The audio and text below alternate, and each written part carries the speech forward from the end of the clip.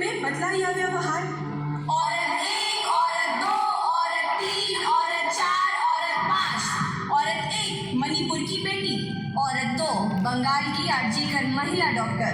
औरत 3 देहरादून की बस यात्री। औरत 4 मुंबई की नाबालिग छात्रा। औरत 5 मुजफ्फरपुर की बिटिया। मैं हूँ मणिपुर की बेटी। आखिर कब तक सेकोगे राजनीति की रोटी। स्त्री में माँ बहन बेटी ना देख पाना धिक्कार है पुरुष होकर पशुता का प्रमाण देना। दंगे हो गृह युद्ध हो हर बार कीमत चुकाती है बेटियां। कायर थे तुम जो तुमने मेरी निर्वस्त्रता को अपनी जीत मान ली। दंगे तुम्हारे युद्ध तुम्हारे फसाद भी तो तुम ही थे, पर प्रतिशोध की अग्नि में जलाई तुमने स्त्रियां। वस्त्रहीन बेटियों की आहें गूंजती रहेंगी सारी दुनिया। मणिपुर की सड़कों पर जब यह पाप हुआ, तुम्हारी मानवता कहाँ सोई हुई थी? या तुम्हारी इंसानियत की जात पात देखकर जागती है? क्या तुम्हें सिर्फ तब फर्क पड़ता है जब घटनाएं तुम्हारे शहरों या टीवी चैनलों पर दिखाई देती है? कब्रें, शालीनता, संस्कृति, इन पे बहस करते हो? तो बताओ, न्यूज परेड के बारे में क्या कहते हो?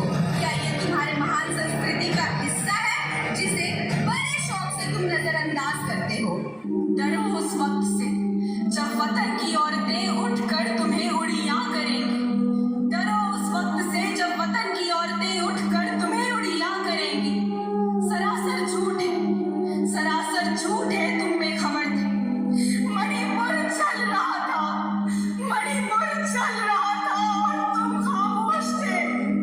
और तुम खामोश थे। मैं अभया, हाँ वही अभया जिसके पिता ने अपनी ख्वाहिशें मारकर मेरे सपनों को हवाई मार, जिसने मुझे पंख फैलाने की सलीहतें दी थी। बाबा के संघर्षों को याद कर मेरी आंखें तो वैसे भी नम हो जाती हैं। कैसे सिलाई कढ़ाई कर उन्होंने मेरे डॉक्टर बनने के बड़े सपनों को आज़ादी दी थी। जी हाँ, अपने सुई धागे से मेरे पिता ने मेरे भविष्य के उतरण की कढ़ाई की थी। पर एक दिन, अरे तुम सब यहाँ एक साथ मुझे सिर्फ क्यों घेर रहे हो? हटो, जाने दो मुझे। क्या कर रहे हो तुम तो मेरी दोस्त हो ना? तुम सब मेरे दोस्त हो। क्या कर रहे हो मेरे साथ? जाने दो मुझे, जाने दो।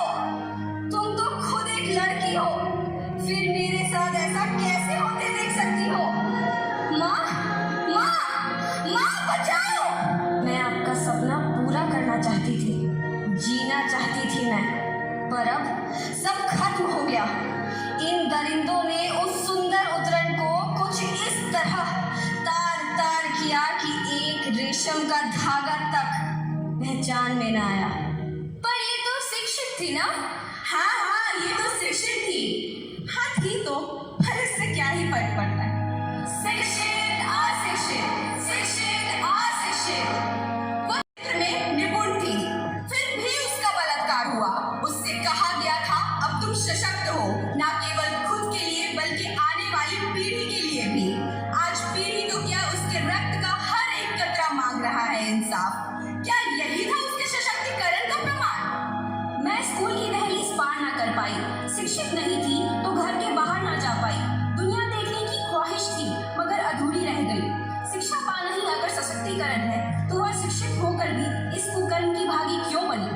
मैं तो कमजोर हूँ, अशिक्षित हूँ, तो फिर शिक्षित अशिक्षित में क्या फर्क है? पुरुष की नजर शिक्षित और अशिक्षित नहीं देखती है तो सिर्फ एक शरीर, एक हर मांस का पुतला।